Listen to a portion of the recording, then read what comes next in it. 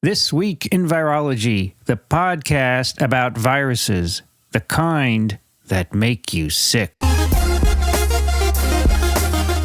From Microbe TV, this is TWiV, This Week in Virology, episode 701, recorded on December 31, 2020. I'm Vincent Racaniello, and you're listening to the podcast all about viruses. Joining me today from New York, Daniel Griffin. Hello, everyone. Daniel, it is our 43rd update from you this year. It's the end of 2020. That's it. Good riddance. Indeed. Not to you, Vincent, but to 2020. It has been, what an awful year. It really has. But let's get to it. We got a lot to do today. So when this drops, it's actually going to be New Year's Day. So we're recording on New Year's Eve. This is going to be dropping, I guess, on New Year's, so either the 1st or 2nd January. So let's start with our quotation. Should old acquaintance be forgot and never thought upon, the flames of love extinguished and fully past and gone, is thy sweet heart not grown so cold, that loving breast of thine, that thou canst never once reflect on old long syne. And I'll say old long syne roughly translates as days gone by. So that's that thou canst never once reflect on days gone by. So this is by Robert Burns. And for me, this is actually sort of a very, very appropriate poem, shall I say, turned into a song. Because it was actually, I was in Scotland. I was in Glasgow in the end of January. And actually, I was there for Burns Day, where they celebrate the laureate poet, Robert Burns. And that was right before the Chinese New Year, right before the sky did fall. So, patient updates. I think that everyone is aware of how difficult it has gotten over the last bit of time. And, Christmas was really tough for me to see, 8 families having lost someone on that day. And I guess somewhere in my mind, I had this idea that, Christmas is a day when people shouldn't die. If there's any sort of greater power than myself in the world, greater power than all of us in the world. And so just really traumatic that people continue to die at just, record numbers, growing numbers every day. But what I want to do today, and I know that people are busy, and I always try to make this the clinical update for the busy clinician, but I know a lot of other people listen. But at a year end, I wanted to do an update on what we've learned this last year. And it really has been an incredible year, sort of back and forth from really early on in the year.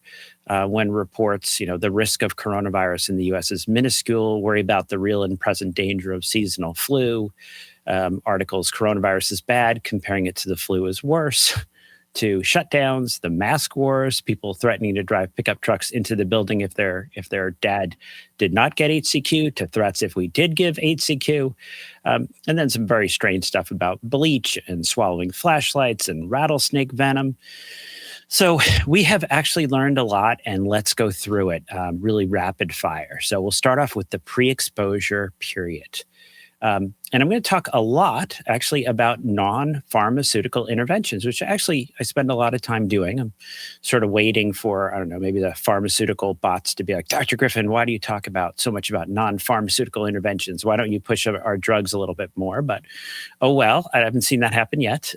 So let's go through it. One, we have a really broad appreciation. Not everyone's on board, but I'll say a broad appreciation that masks protect others, and actually they protect us as well. And please cover those nose holes unless you're just a mouth breather.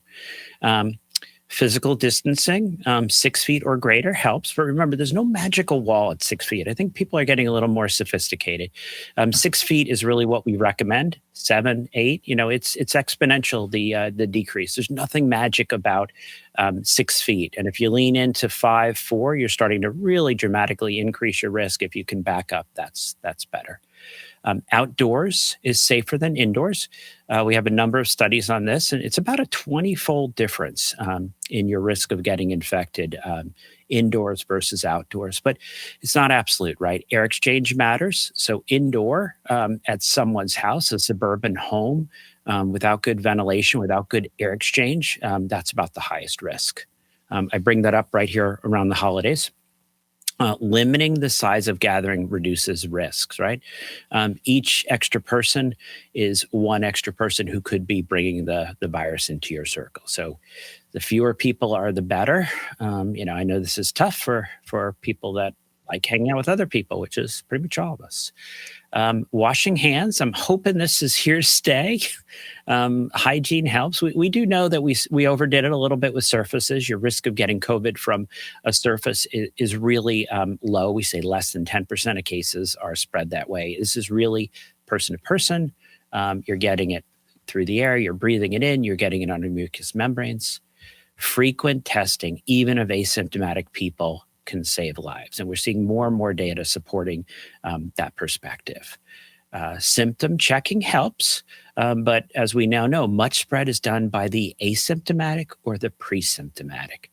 Not saying you shouldn't symptom check, but just saying we need to keep in mind that that person who looks like they're doing fine could have the infection. Remember, this is an invisible thing. Being healthy, eating right, exercising, not carrying that extra weight, optimizing your medical conditions, not walking around vitamin deficient. These may all help decrease your risk of not only getting infected, but also surviving if you do get infected. And now we've got good old, or shall I say, good modern, highly effective vaccines that we're adding to this pre-exposure period.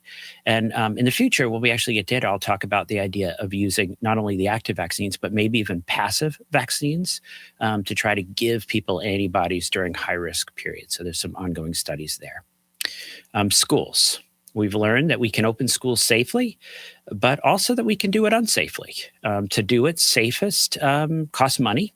And we actually have some estimates about how much money needs to be spent if you're going to try to do this in a safer manner. The safer openings involve limiting class sizes, physical distancing, wearing those masks, proper ventilation, increasing staffing, hygiene stations, and testing. The whole idea of the kids taking off their masks to eat in school, that's still an issue for me. I mean, that's indoor dining. So if the parents shouldn't be doing that, I'm not sure the kids should. So I put that as a challenge to the schools. I think I've mentioned that some schools here on the South Shore kids go in the morning, they go home, eat their lunch at home. Another group is doing it in the afternoon. They're doing sort of a hybrid model with remote learning. I worry.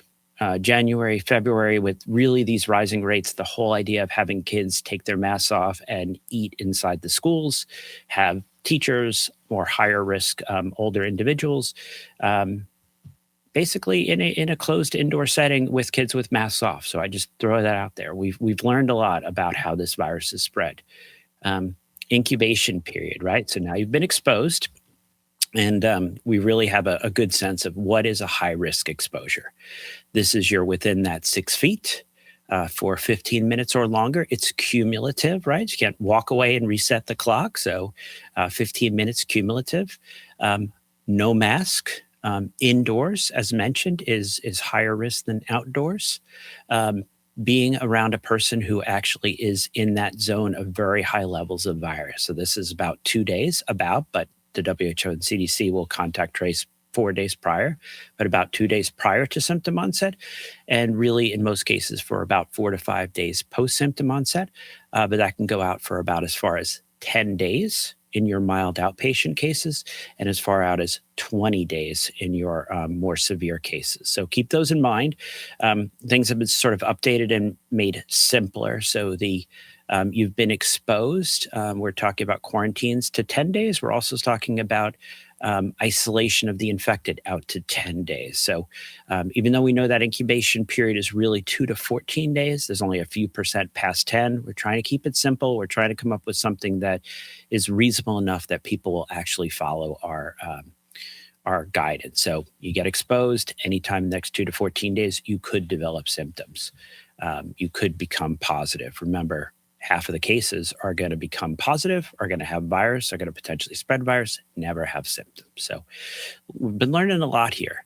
Now, what about this period of detectable viral replication? So someone's been exposed, the virus is replicating, it is now replicated to the point that it is detectable. Couple things here, and I'm going to really work hard to get the word out. What can we do to keep people out of the hospital? And there is only one evidence-based intervention at this point. I'll get some emails on that, but I'm going to say that. And this is an EUA access therapy. This is a pharmaceutical. So you guys, pharmaceutical companies, don't have to send me hate mail anymore. Monoclonal antibody. This is the bamlanivimab, or the Bam Bam, made by Eli Lilly. This is the Regeneron cocktail. Ideally, you give this to someone in the first week out to maybe the first 10 days from symptom onset.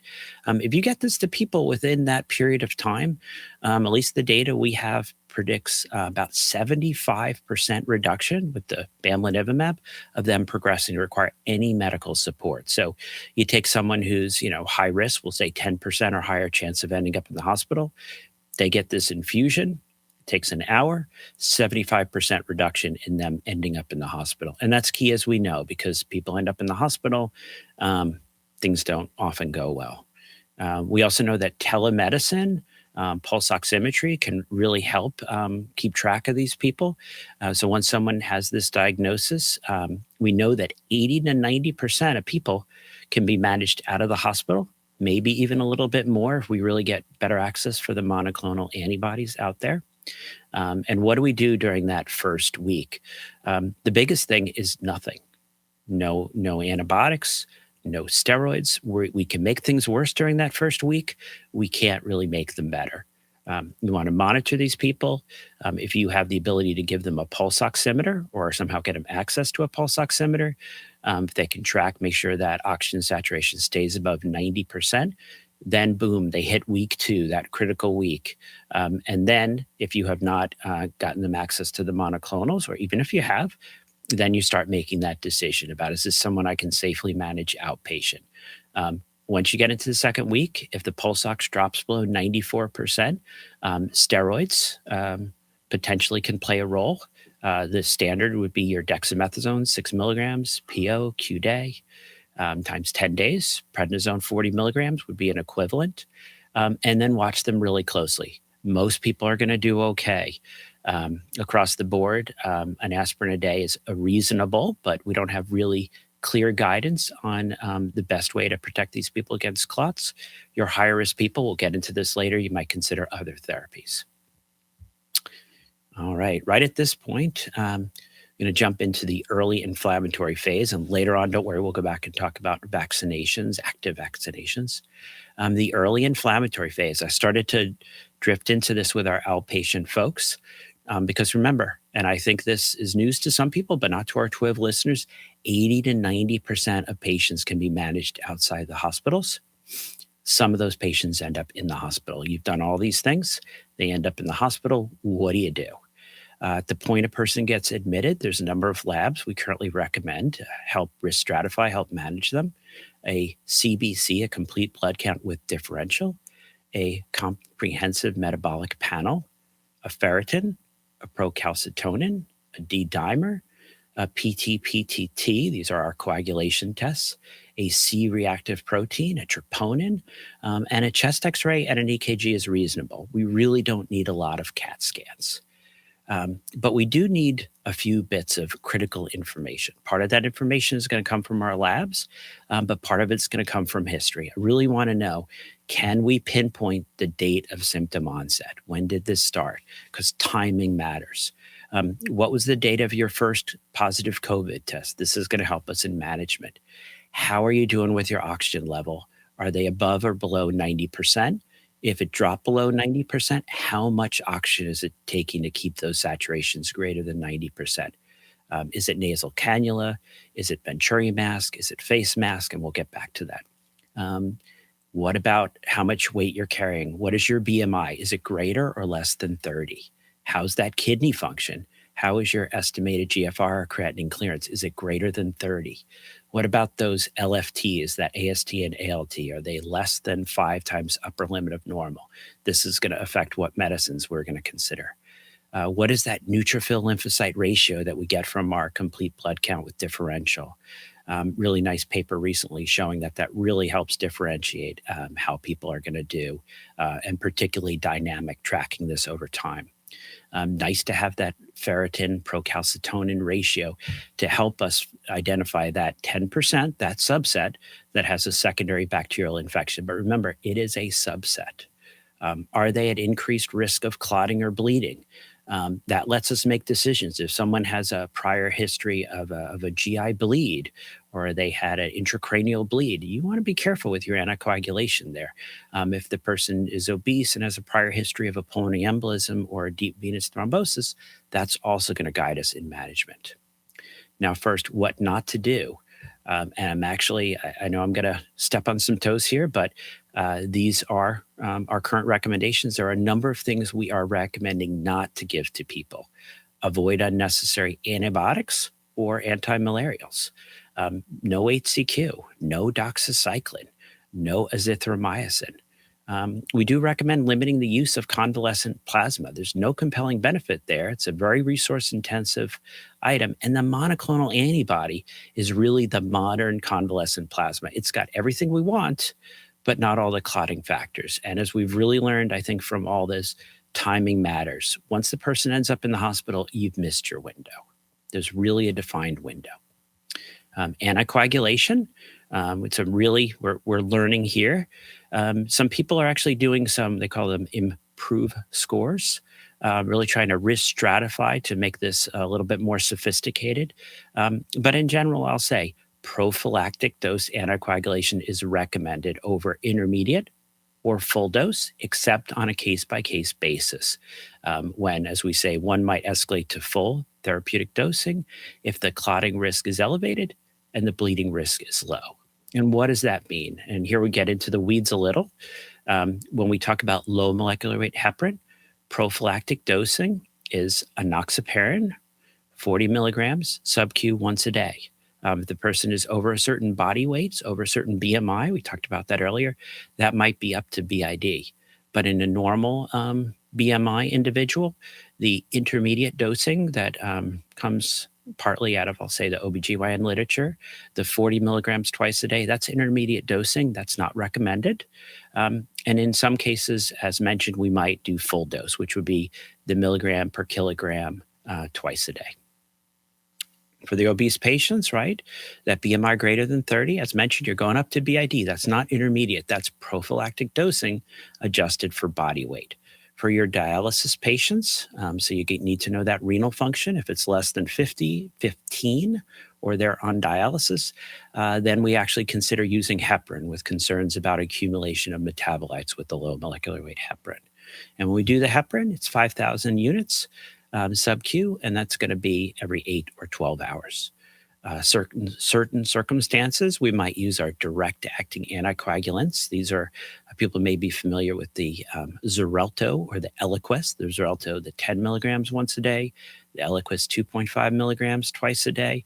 Again, these things are adjusted based upon renal function and other factors. And in some cases, people are just using the baby aspirin, 81 milligrams POQ day, sometimes just based upon an overall clinical picture. But some people are actually, as I mentioned, calculating the IMPROVE, so the International Medical Prevention Registry on venous thromboembolism scores. And then using these and asking questions about, was there a previous clot, issues with paralysis, cancer, are you in the ICU, is there complete immobilization, is your age over 60? And then trying to weigh that against, is there an issue of an ulcer, bleeding in the last 3 months? Are the platelets less than 50, right? You're going to want to know about that.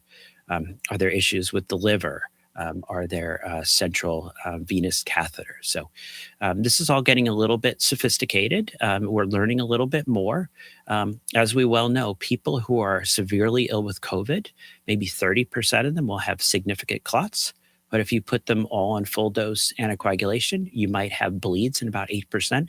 So you got to balance this, right? We're not saying that full dose anticoagulation doesn't prevent the clots, but you may end up with a net negative mortality if you go with full dose on everyone. And that's actually come out of some recent data, which have actually removed in the ICU arms people from looking at full dose. We don't know if that applies to people in the general hospital wards, but we are learning, and this stuff is being studied. I'm going to say finally. Immune modulation, steroids recommended only after the first week. So remember, it's not COVID steroids. It's COVID, second week, hypoxemia, then you consider steroids. And again, you balance it. You want to look at the whole picture. In a frail, elderly individual, you might consider lower doses. You might consider shorter courses. In someone who is more severely ill, maybe carrying more weight, you might consider a slightly higher dose. And then, that 10 days, you're going to use clinical judgment. We talk about dexamethasone 6 milligrams, whether it's IV or PO. If they're taking oral medicines, make it oral. There's no reason to add more IV medications. And prednisone 40 milligrams would be an equivalent. So some degree of flexibility on doses and duration. What happened to anakinra, the IL-1 inhibition? What happened to sarilumab, cetuximab, tocilizumab, all our IL-6 blockade? I have to say, we're still waiting to see any clear, compelling mortality benefit here. The literature sort of bore out what we saw early on. If you give, and I'll say tocilizumab, in the absence of steroids, people initially get better, but then by 28 days, the mortality is the same. So limited use here. We look at this as somebody is heading towards a ventilator.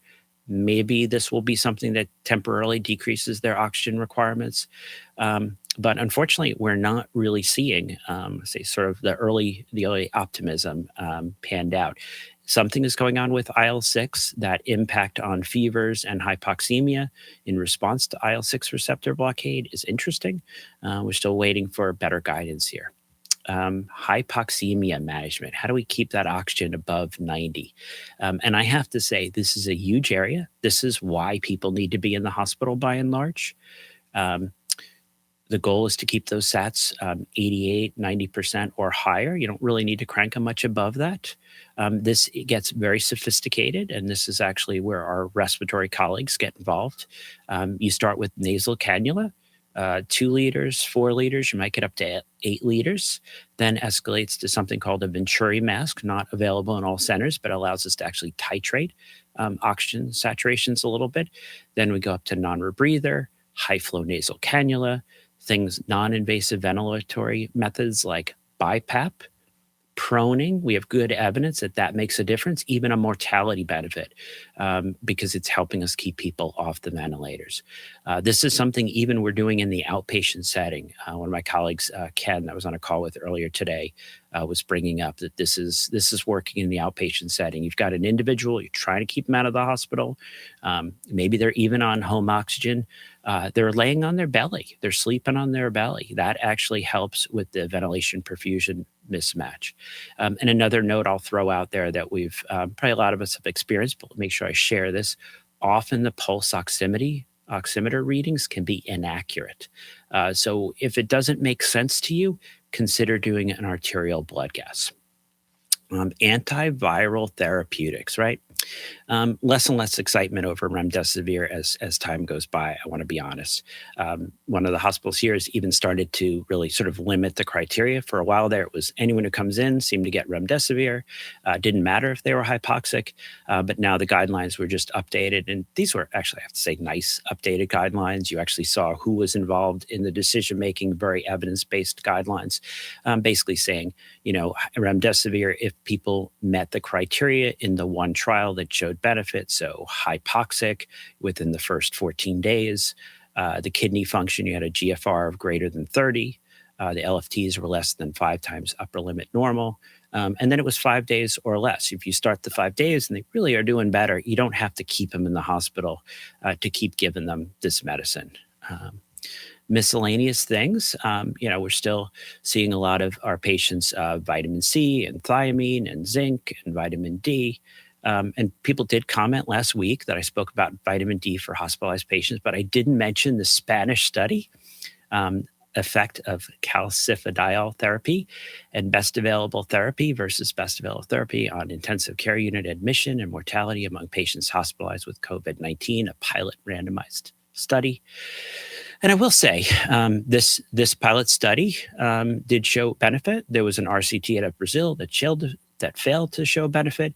And I'll say there are studies going forward, including the UK-based Coronavite trial. I like the name on that, which is actually fully enrolled, and we'll get data on that unless the pandemic abruptly ends, which it's not doing in the UK. So we're actually going to get data from that. So we'll see. I just want to, I want to be balanced here. One study that says it works, one study that shows it doesn't show effect. Just, I'll be honest when I say, as we learn, I'm happy to share that. I'm not weighing in on either side. And if a patient comes in and they're vitamin D deficient and you give them vitamin D, that actually seems like it makes a little bit of sense. Is it going to really make a difference? I don't think so. I don't know. Maybe it will. I'm just going to basically say, I don't know. And again, really limit the use of antibiotics because only about 10% of patients have actual bacterial co-infections in the initial presentation. But we go right into the secondary infection phase. You get to week 2 and 3. That's when we actually see patients start to not do well. They start to require more oxygen. They start to have a change in mental status. Maybe the white count goes up. This is when we want to look for not only bacterial, but fungal infections. We're seeing both. And then this leads right into that multi-inflammatory system phase, where we see a lot of our clotting issues, and we see a number of our other issues. And there's really no sort of clear division here, but we run into this tail phase and the issue of can patients make it out of the hospital? If they are going to make it out of the hospital, there's a couple things I want to say. One is at discharge, we are recommending, particularly in our higher risk patients, extended prophylaxis against clots for at least 30 days. But then we customize this based upon bleeding risk and risk of clotting. Some cases we're still low molecular weight heparin. We're actually continuing that post-discharge, particularly our highest risk patients that may be going to skilled nursing facilities. A lot of our sort of next level of risk, we're doing the direct acting oral anticoagulants, the DOACs, the Xarelto, the Eliquis. As we get to a lower risk, it might just be an aspirin once a day. But how do these people do? And I always come back to you don't want to clap these people out and forget them. There was a nice article characterizing long COVID in an international cohort, 7 months of symptoms and their impact. Was posted on the MedRx server, looked at about 4,000 individuals, 50 countries. Only about 8% required hospitalization, right? So 90% were outpatient. There's sort of an idea that the outpatients are just fine, but I'm going to say this study did not suggest that, and I will not suggest that. That's not been my experience. The majority of the people here, these are people who are past 28 days and still have symptoms. The majority were still reporting severe fatigue and cognitive impacts greater than 6 months post-diagnosis. So this was looking at a survey open to individuals 18 years of age and older who experienced symptoms consistent with COVID-19 in order to be able to characterize the long COVID symptoms over extended duration. They looked at people and they said, have you had symptoms more than 28 days? And that's who they were looking at. And the people had to have the symptom onset back in December and May. So a critical question for me is what percent of people who get COVID will go on to have long COVID? And there was a nice paper on this, Attributes and Predictors of Long COVID, analysis of COVID cases and their symptoms collected by the COVID Symptoms Study app, also posted, and really suggesting about 13% of people will have symptoms that last beyond that 4 weeks that fall into the group that was studied above. So we know a certain percent of people end up in the hospital. We know a certain percent of people that die. Our case fatality rate is about 3% right now. But our case morbidity rate here, it's suggesting that about 13% of people are continuing to have symptoms past that 4 weeks. And as we saw, if you look at those individuals out at 6 months, the majority of them are having cognitive, they're having fatigue issues. So just to close on this here, in the US right now, about 12 million cases. We have an outcome for 12 million cases with 3% mortality. worldwide, 60 million cases. Again, about 2 million deaths. These are where we actually have an outcome. The case fatality rate in the world is about 3%. So that's pretty significant. And the morbidity, we know that a lot of people that don't die continue to suffer. So I always want to keep pointing that out. These people, we need to understand, we need to learn better. We're treating it sort of symptomatically, not really having anything fantastic to offer. So we need to learn, we need to help these folks. And I will say thank you for everyone that continues to listen. Unfortunately, this is still going to be going on for a while. We're still doing our fundraising, try to keep the message out, and also continuing to help support the Peace Corps with their HIV and AIDS program. So when you get a moment, go to parasiteswithoutborders.com and help us continue our work. All right, our first question is from Christine, who wants to know about the high-risk groups for vaccination. Dr. Griffin read off a list last 698 that is derived presumably from a CDC document. However, the document actually divides at-risk people into two groups: those who definitely are at risk, those who might be at increased risk. The footnote on the CDC page only references the definitely are at risk group. So does that mean everyone else in the might be increased risk is essentially delegated to the back of the line in phase 2? Asking on behalf of my friends with severe asthma, my friends with type 1 diabetes, my friends with autoimmune diseases or MS taking immunosuppressants, and myself, a healthcare worker who has been on medical leave for several months and not getting vaccinated with my colleagues and will likely be resigning until I can better manage my condition of POTS, a form of dysautonomia, rather than a cardiac condition. So I'm assuming I might only fall into an increased risk category because of my chronic fludrocortisone use rather than the cardiac medication I also take to manage my POTS. Any light you can shed on that? Yeah. I have to say, let's be honest, the whole rollout of the vaccines is a bit of a disaster. And I think this is where this gets, like, when will different groups get access to vaccine? When we look across the country, there was a goal that by the end of this month, there would be 20 million people vaccinated, and maybe it's 1 or 2. So you're saying, my gosh, look at all these vaccines. And, and who's to blame, right? I mean, I think a lot of people have been asking that. The vaccines have been delivered to the states. The vaccines are sitting in fridges and freezers until those vaccines end up in arms. They're not doing anyone any benefit. And sort of more directly at your question, the hierarchy of who gets it when keeps changing, right? So initially it was going to be the 1A prime. We're going to do all the ER, the ICU. Then we're going to get long-term care facility and the rest of the healthcare providers. And now a number of the states have just broken ranks and said, you know what, we're just doing everyone over a certain age. And it seems like a number of other states are falling into line. So it is really interesting. I was walking the dogs with my wife, and we were talking about, there's been all this focus on the ethics of equity. There's 20% of the vaccines that are being given and 80% sitting in freezers and fridges. The emphasis, all the effort and the energy, I think right now has to go to getting people vaccinated so that the line moves. It doesn't matter if you're, 10th in line and the line is like moving 1 person per hour. I'd rather be 100th in line at a line that's moving, 100 people every 12 minutes.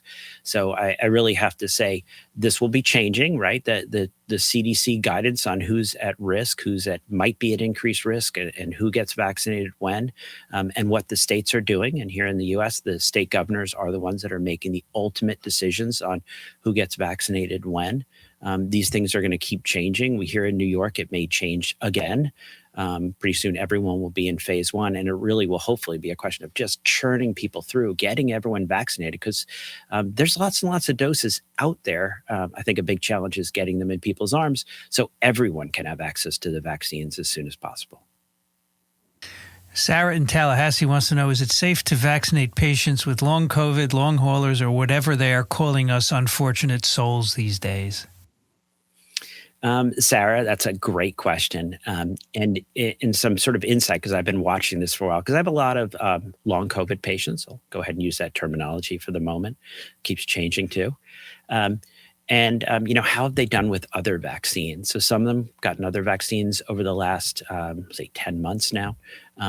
and done fine. I did have one patient that got tetanus shot. And they said, "Oh gosh, I felt like sort of a relapse there for a while, and then kind of moved forward."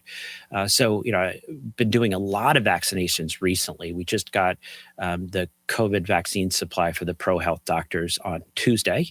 So immediately we ran out, and basically by the end of the next day, 90% of those vaccines that had arrived were in people's arms. And I did over 80 myself. And I would talk to people as I was doing this. And some of these individuals are individuals that are long COVID or long haulers. And I basically would say, you got to let me know. I want feedback. I want to hear, like, now we've vaccinated over 1 million people. I want to start getting feedback from how did these individuals do? They were not studied. This was not part of any of the data that was discussed under the EUA reviews. So as I get this data, I'm very excited to share this and let people know. But when they ask, they say, should I get vaccinated? I say, my gosh, look at how you did with COVID the first time. Do you want to risk getting it a second time? And so I'm encouraging these individuals to get vaccinated, and we'll see what the impact is. But at least, so far, right, we've been doing a lot of healthcare providers here in the States. So far, I haven't gotten any negative feedback from the long haulers, but boy, if there's issues, I want to hear. So let me know. Our last letter for 2020 is from Sue Ellen, who Daniel may remember from TWiV. Sue Ellen from Roswell, Georgia. I was talking to some friends yesterday discussing COVID vaccines.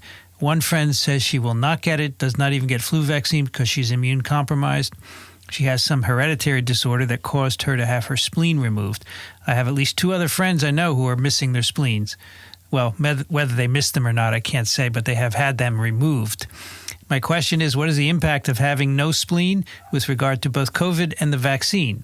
Sounds like one of those prisoner's dilemma type logic problems. If you don't have a spleen, I would think you're immune compromised, which should make you more liable to get severe COVID. So that should mean you should get the vaccine. But according to my friend, she can't even get the flu vaccine because of her immune compromised status. So she figures the COVID vaccine is not for her either. You must have patients who have had their spleens removed. So what is your recommendation with regard to the vaccine?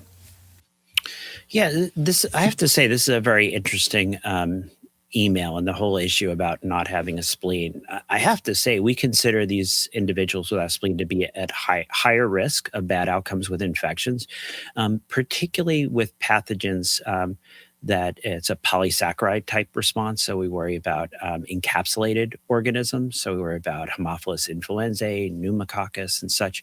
So actually, we usually are sticklers, I would say, for getting these individuals vaccinated. So I'm not sure why she would be under the impression not. So I'm going to say, if you have no spleen, there is a site. There's a CDC asplenia vaccine site where it basically goes through and it gives you a list of a dozen vaccines that are really critical. There's even a American Society of Hematology statement position on what to do with the mRNA vaccines if you have no spleen. And we encourage, and they encourage, people without a spleen to get the mRNA vaccine. There's some concern that maybe you will not have as robust a response, but it's only theoretical. There's no downside. The only concern is maybe you won't respond as well. But let's think about what's the issue with the spleen. The spleen is an area where you can have a lot of germinal centers, a lot of maturation of B cells, make a lot of really good antibodies. There are germinal centers in other places. So I'm going to say that I would recommend Sue Ellen. Nice to get remember you well from TWiV. But I would recommend actually going ahead and getting that vaccine. I would say this is an individual who is more at risk and would potentially get benefit. Well, that is our COVID-19 clinical update number 43 with Dr. Daniel Griffin. Daniel, it has been a privilege to have you join TWiV this past year. Thanks so much and Happy New Year. Oh, thank you as well. It's been great. I love the opportunity to share this information. I hope everyone else enjoys it, and look forward to more updates next year. And I'll close on a little bit of good news. I just found out today that now with the excitement of CT values, I can get CT values on Long Island as well as at Columbia. So hopefully I'll have some clinical experience to share with everyone in the future.